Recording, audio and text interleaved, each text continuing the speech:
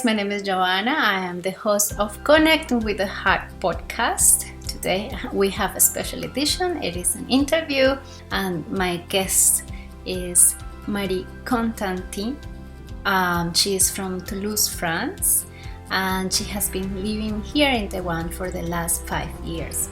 Currently, she is a life coach. She has a lot to share. She has a holistic life approach, and her own life has been full of transformations in different areas the last years. She loves traveling, dancing, being creative, and above all, helping others. Today's interview has a different format. I am meeting my guest in person, so I'm so looking forward to introduce her to you guys. So let's meet her. Let's go. Bye.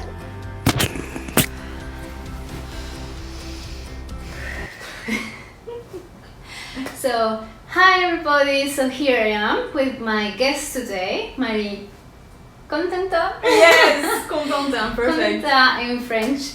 And we are happy to have her here in this episode.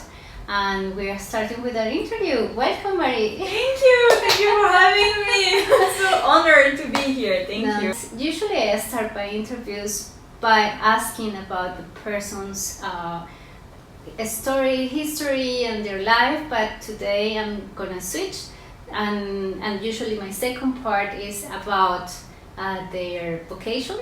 So today we are starting with Marie's vocation, and then afterwards we move to Marie's life experience, which is very inspiring. So Marie, I told you, in my introduction I said you're a life coach, and you have a project called Marie Contentin Life Coaching. So tell us more about that. So, Marie Contentin Coaching. So I started to be a life coach a year and a half ago. And actually, I would never have imagined I could become a life coach because, I didn't have the confidence or even the idea, because it all started thanks to my best friend. Sophia, if you watch this video or listen to the podcast, thank you so much. So I remember my best friend,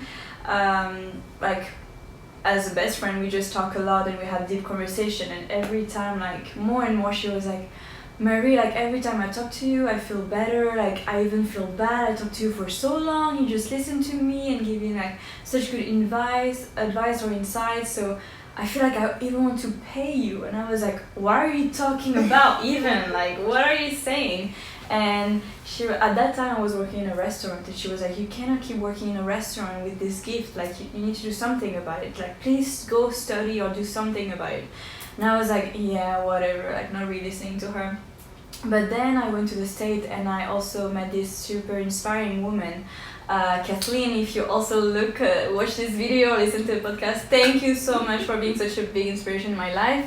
And so she's still a life coach, and I was really inspired by her quality, her values, her way of seeing life and helping people. She's such a kind-hearted person, and I know, she was just a really big inspiration. So I was like, I wish I could do the same as she's doing, having calls with people and help people. And so then one day I was washing the dishes at the restaurant, and I got this epiphany, okay, this is what I want to do. I want to help people in that way, because I just love listening to people and helping them in a way that I can, if I can.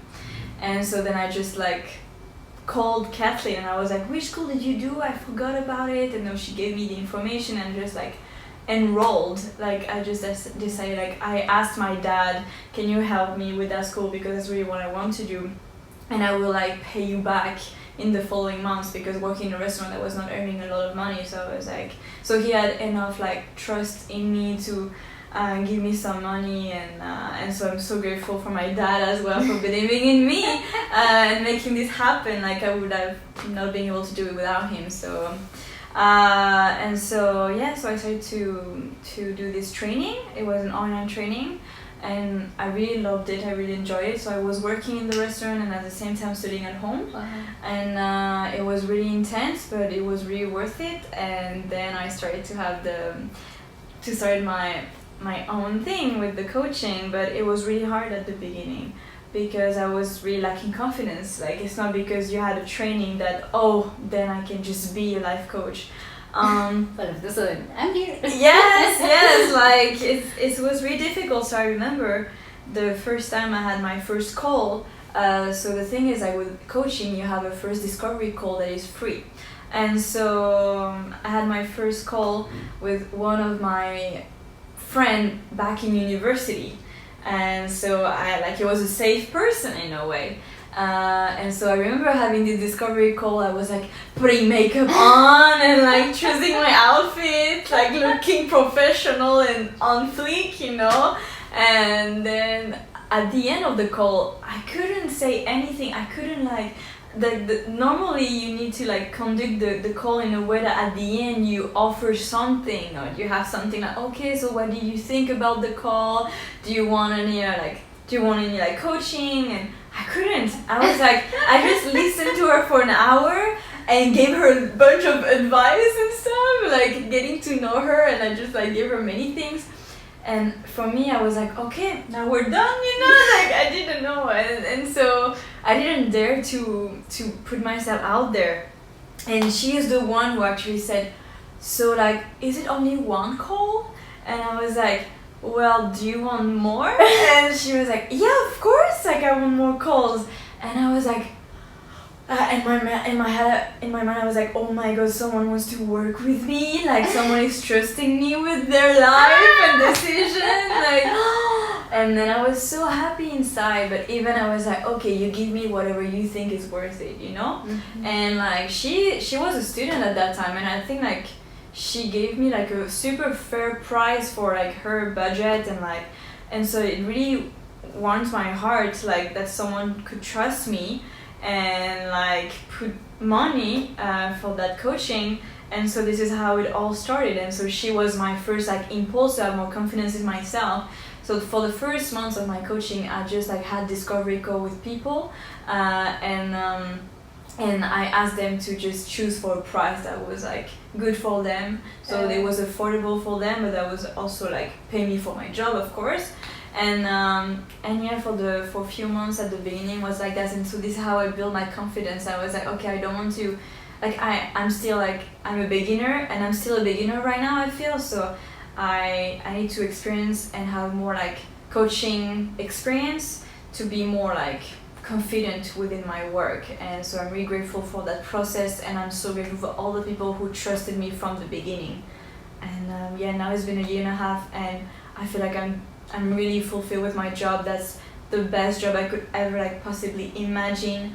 I don't feel like I'm working. I feel like I'm just talking to people that I care about, to friends, to beautiful humans who are growing and willing to face themselves and to be super vulnerable and honest with me. And seeing their progress and growth is like the most amazing thing for me. Like that's a gift, and I'm so grateful for all the people who are with me and working with me right now. Sorry when I started talking. No, but that's a very beautiful experience, and that's why was my thought to have you here in the podcast, because I know that you can inspire a lot of people outside. So that leads me to my next question, and it is, there is a topic that always comes and repeats in the calls, and if yes, which one is it, and which advice that would you say about that specific topic? One or several, because like let's say the two most important in terms of how often they come. This is one, and second characteristic is how the impact that they have in their lives of the person that is having this certain issue. Yeah. The first one would be self-confidence, lacking self-confidence, feeling not enough, and being scared of making mistakes, being scared of people's judgment, and like really lacking confidence to do anything in life because of what people will say, and if I'm not good enough, and if I fail, and what my family will think about me, and like am I really capable of doing it? I am deserving like to be happy, or like lack of self-confidence. And the second one, I think like really linked to that would be not being able to be happy with themselves, like lack of self-acceptance. And so it's hard to be by themselves, like to be always depending on people. Like it's not like the healthy interdependence that we can know about. It's more like you really rely on everyone, and you cannot take like it's also linked to self-confidence. You cannot rely on yourself. You don't feel safe with yourself, so you go into relationship or always be around people, or drink or smoke or just escape, because you don't want to face yourself. You don't want to be by yourself. You don't want to feel lonely. People feel loneliness, which is fair. And so I guess like it's linked together. And what would you think that will be the origins of this lack of self-confidence and self-acceptance?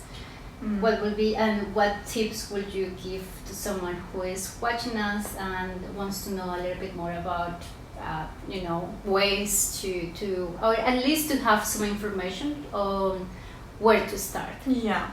So there could be many different routes, but most of the time it comes from childhood, when maybe your parents or family or friend were expecting a lot of you, so you couldn't fail, and like also being a perfectionist makes it harder to have self-confidence, because anything that goes wrong is terrible for you.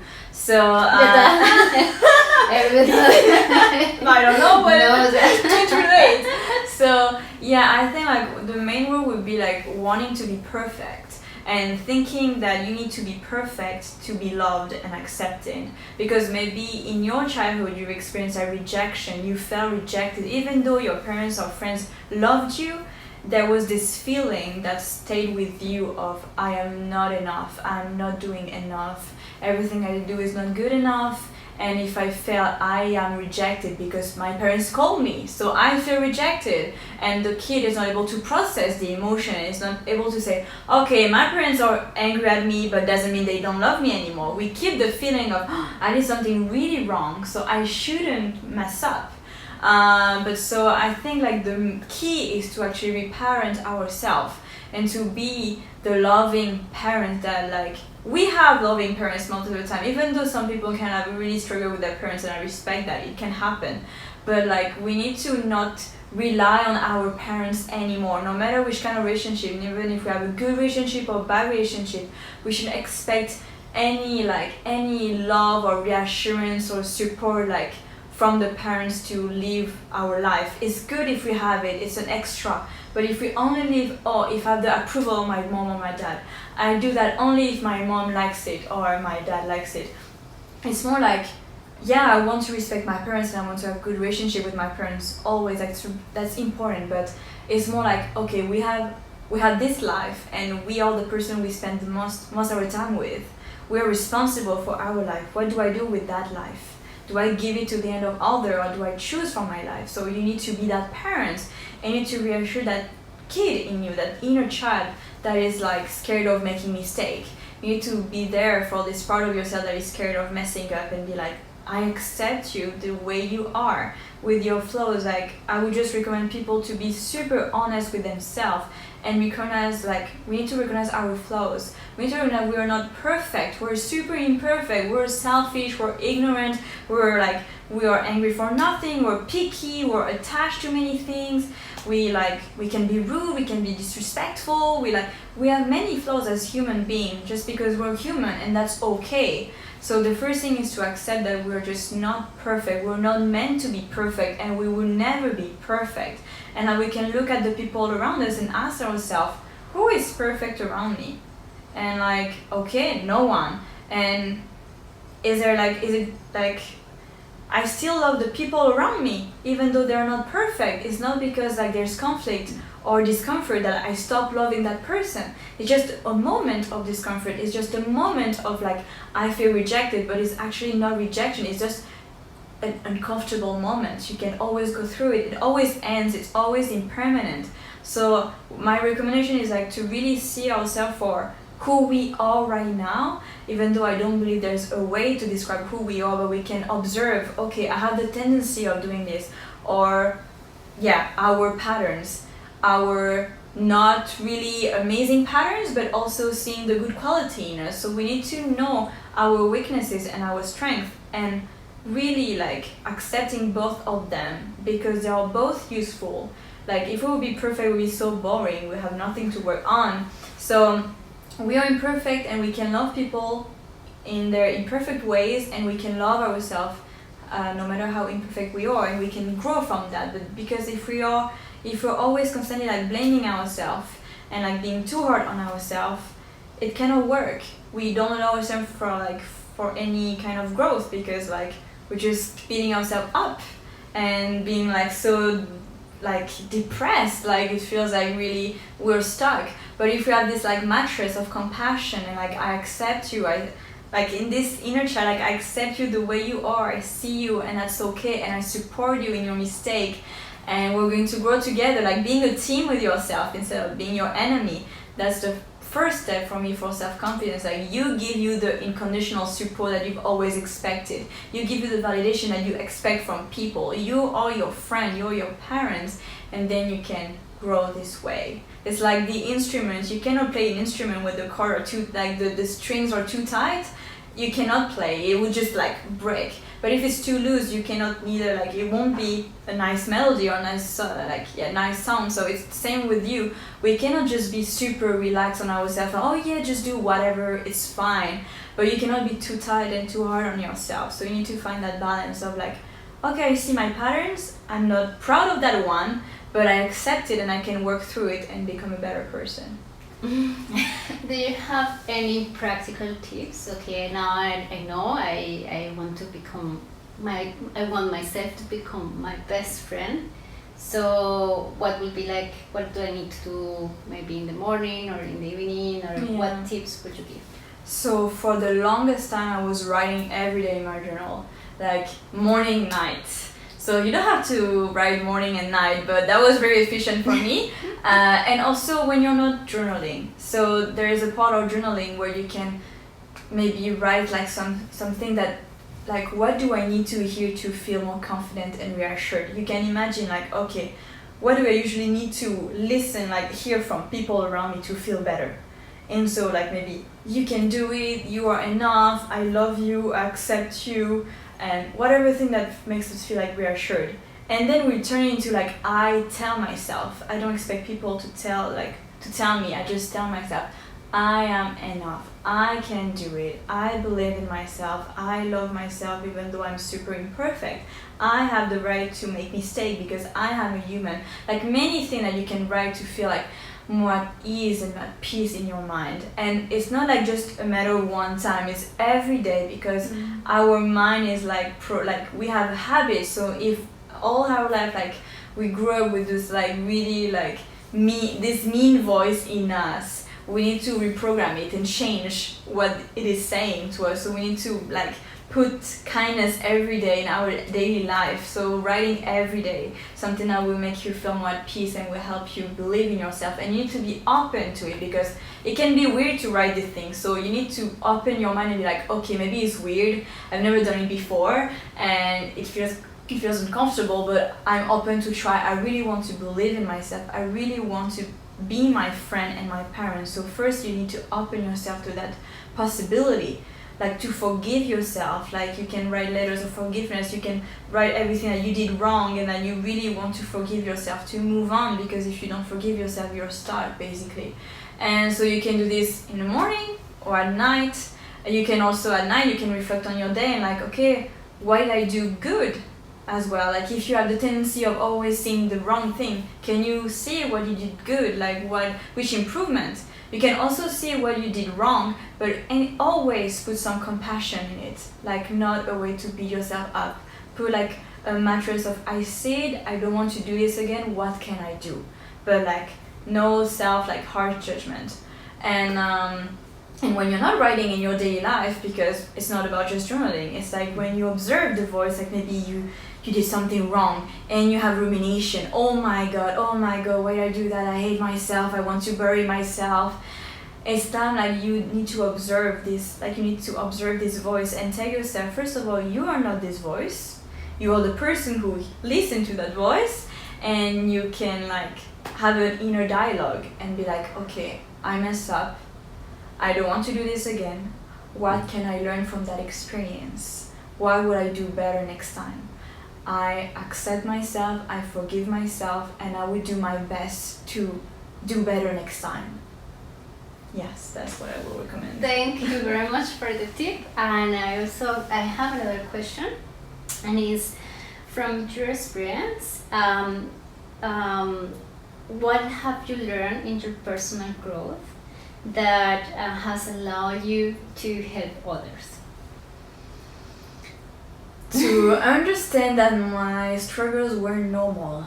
Like, I think for the longest time I couldn't grow because I really felt like I was abnormal, that I was crazy, that I was like a horrible human being, because I couldn't have this like perfect life, this perfect habits, this perfect way of thinking. Like, I was stressed, anxious, super like self-conscious. Like, it was really, really dark in my head, and I was like, okay, I need to fix myself. I need to change everything in me. And not many people do that. So I went to therapy, I had life coaching, I had different things at the same time to how can I make myself perfect. And the thing that helped me and help people is to be okay with like the human that we are. We are not something to fix. If we can accept our flaw and work with them, that's the best way you can grow. You cannot eradicate the darkness in you. You need to do something with it, as much as well, like this thing of like accepting suffering. I was trying to always avoid suffering, always avoid discomfort, always being happy. And this is what brought me the most suffering, actually, to always want to be happy, because every time there was something, a little thing that will like disturb my happiness, I will go really, really down and really, really low. So when I let go of this attachment, or I need to always be happy, I need to always be like productive, and oh my god, no, like I'm not a robot, and I'm just a human with emotion and with patterns and habits. And so I just allow myself to be, to relax, to listen to people and see like, oh my god, when I was vulnerable, people will be vulnerable as well. So I was like, oh my god, they share the same struggle as me, and I can accept them the way they are, so why can't I accept myself? And so yeah, just being more vulnerable, being more open with our struggle, more humble, stop being like super proud and not willing to share any of your emotion, because we are all going through the same emotion. It's hard for everyone. We all suffer in our own way. Even the person who like we see on social media, or our friend, or we hear a story like, oh my god, they have it all, they're so happy, so successful. I'm 100% sure that they are suffering in their own way, but we don't see. It's just very human to suffer. So if we can be friends with suffering, not in a way of, oh, I'm attached to my suffering, I want to stay in that mood, but it's like, it's there, it's normal. What can I learn from it? How can I be more curious with my suffering, more gentle with my suffering, so you can talk to me and open them to me? Because if I'm just judgmental with my suffering, I won't be able to understand what it has to tell me. So I won't have like the perspective to grow. So accepting to be unhappy and be with the suffering and grow from the suffering. It's okay not to be okay. It's okay to struggle. It's okay to be lost. It's okay to cry. It's okay to feel like completely crappy. Because if you see that it's normal, and if you accept it, you can learn so much from it. That's the best gift. If everything goes super smoothly, you don't have any time to take a step back and learn more and be motivated to grow. But when you're deep down in it, you have no choice. Yeah. You need to get yourself out of it. So you just develop so many quality and wisdom. And this is how you grow, and that's the power of suffering and the gift of suffering. The beauty, the Yes. side. I always say that suffering gives us information. It's giving us information. It's just to stop, look, and see what information is giving us, so we can change. But without listening, we are never gonna change, or we are never gonna read that information. Exactly, Yeah. and we're stuck and we don't understand what is happening to me over and over again. We feel victim, but we are like, if we just stop, breathe, and let ourselves feel and be curious and be compassionate, and we just stop distraction, stop just keeping scrolling, just keeping eating, just keeping going out and drinking, just stop and be with yourself and be with the suffering. This will bring so much growth, even though it's painful. We need to be brave. Yeah, we need Once to you be go brave. through, then you have another suffering and another one, Yes. which is because it's cyclical. Yes, exactly. You repeat different ones, but you improve yourself. Exactly. It's not Never come back. there's no quick fix. It's just if you are done with a certain suffering for a time, another one will come. And if we accept suffering, then it's not the drama of our life. We're just here we are again. Yeah. Just another moment. We just be very neutral. I'm happy, it's good. I'm unhappy, it's good. I just accept both sides. As we accept the sun and the rain. Yeah. We cannot be always sunny. It needs to rain sometimes. Day and night. Yeah, It's exactly. always, And there is certain beauty when you train to see that beauty in suffering. It's I want suffering now, but when you train, when it comes, and then it's like the air, so it stays, and then again goes, and it becomes beautiful as love, as happiness. Yeah. Yeah. Yeah. So with Marie Contentin Contentin. coaching, which areas do you focus on? Self-confidence, relationship with friends, with partners, with family, as well as professional life, goals in life, meaning of life. That's the main. Even so, emotion is one of the main topic. How to be more at peace with ourselves and our emotion, how to help others as well, and I also talk about some spirituality sometime with people who are interested in spirituality, who feel connected to something bigger. So every coaching is different, every coaching is unique, and I love that because people need, even though there's a lot of common thing, people's life are different, so I can adapt to whatever people need. But those are the main topics. Also self-confidence goes along with self-acceptance, physical or mental. But most of the time it's people who really want to grow and become a better person, develop more quality, being able to help others, having a job that they feel meaningful, finding meaning in their life, and finding peace in themselves.